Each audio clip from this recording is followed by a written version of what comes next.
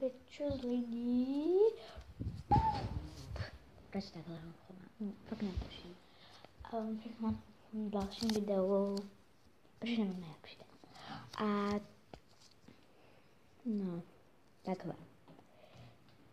Mám tam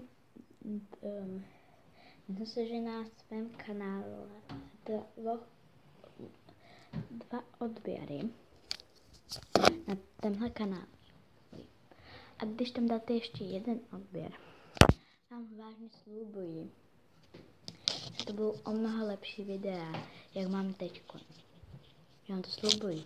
Když tam bude jeden další odběratel, tam budu mít 3, tak potom už vážně vám to slibuji, že to budou všelijaké surprise a takové věci, já vám to slibuji.